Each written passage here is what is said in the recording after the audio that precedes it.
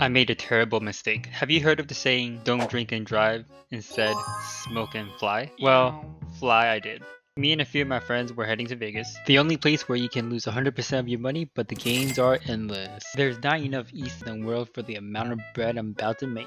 But what better way to start off a vacation of partying and being a DJ than to be miles high up before miles high up. My friend Ben, he's like my edible connoisseur. He knows all the spots of different types of edibles. I got this new edible for you to try. It is Delta 8, not as strong as other edibles, but legal in most places where the regular Delta 9 aren't. It might just be me, but this weaker edible hit a lot harder. And it was fast acting. I took it right before I stepped into the airport, and before I even got to the TSA line, I was already feeling the first wave.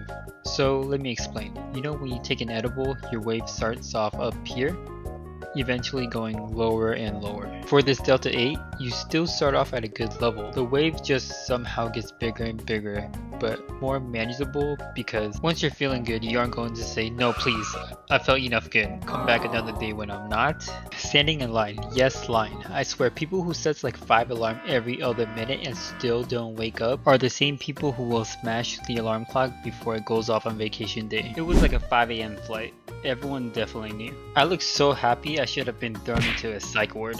I don't care if you're a night owl or an early bird. At 5 a.m., no one is this happy. Everything is an all-you-can-eat buffet if you have enough money. The airport has the most absurd variety of food. You can literally sit down for a steak dinner or grab airport sushi. I can't imagine it being fresh because how often do you go, let's grab some sushi at the airport? After running up and down the airport, we just decided to get some good old Mickey D's. Hailing my 3 McMuffin like I was Mr. Avocado, it calmed down the high a little bit. And you know when you're in that snack zone, when it feels like there's a literal black hole in your stomach? You just want to grab all the snacks off the shelf? Well, at the airport, there's a literal convenience store every other store apart.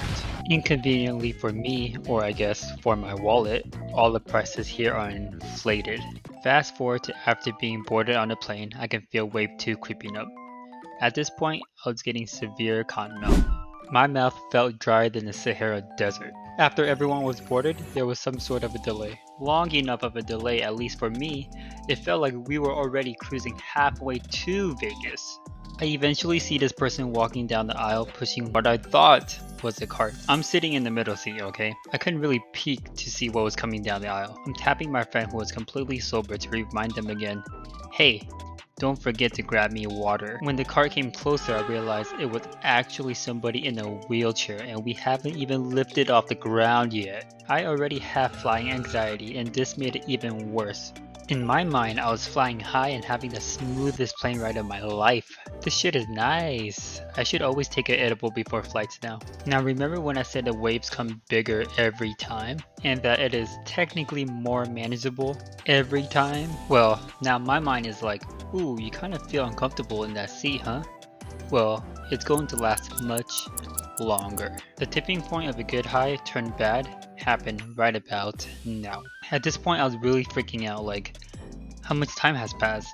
Why are we still here? Can I get water when we haven't taken off yet? And then the pilot got onto the intercom and was like, hey, sorry for the delay, something about the air circulation broke, we need to fix that. So yeah, only nice Benjamin hits for me. No more pre-flight edibles. Thanks so much for watching. The video actually ends now and I'm really stretching it to 4 minutes and 20 seconds. Subscribe. Thanks. Bye.